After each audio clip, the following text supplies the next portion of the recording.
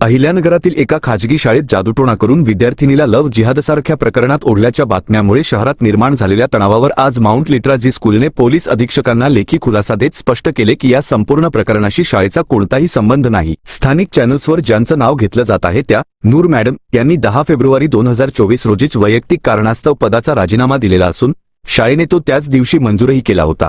त्यामुळे सदर शिक्षिकेचा आणि शाळेचा आस्थागायत कोणताही संबंध नाही असे शाळेने स्पष्ट केले। घटनेचा ठिकाण, स्वरूप किंवा परिस्थिती याबाबत शाळा पूर्णपणे असंबंधित असतानाही शाळेचे नाव वापरून खोट्या बातम्या केल्याने संस्थेची बदनामी होत असल्याचा आरोपही शाळेने केला। पॉस्को नियमांचे काटेकोर पालन, पूर्ण सीसीटीव्ही व्यवस्था, दामिनी पथकाची नियमित भेट तसेच दर महिन्याची पालक विद्यार्थी बैठक अशा सर्व सुरक्षा व्यवस्था कार्यरत असल्याची माहिती देत शाळेने सांगितले की संबंधित विद्यार्थिनीची नूर मॅडम कधीही वर्गशिक्षिका नव्हती। ट्रस्टी व संस्था चालक यांनी तपास अधिकाऱ्यांना आणि पीडित कुटुंबियांना पूर्ण सहकार्य करण्याची तयारी दर्शवली असून जो कोण आरोपी असेल त्याच्यावर कठोर कारवाई व्हावी अशी मागणीही केली आहे। या संपूर्ण खुलास्यावर शाळेच्या संचालक मंडळाने सही करून आज अधिकृतपणे पोलीस अधीक्षकांकडे सादर केले।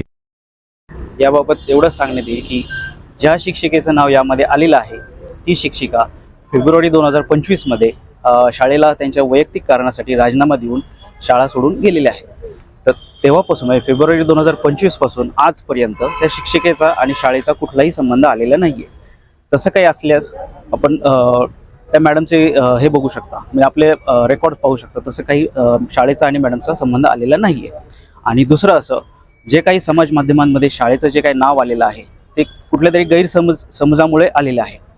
तो मला एवढंच म्हणायचं की हे जे गैरसमज पसरले आहेत, पालकांमध्ये जो संभ्रम निर्माण झालेला आहे, तर त्यासाठी आम्ही पोलीस निरीक्षक साहेबांना एक निवेदन दिलेलं आहे की ज्यामध्ये जो काही तपासामध्ये जे काही सहकार्य लागेल ते आम्ही पूर्णपणे करायला तयार आहोत।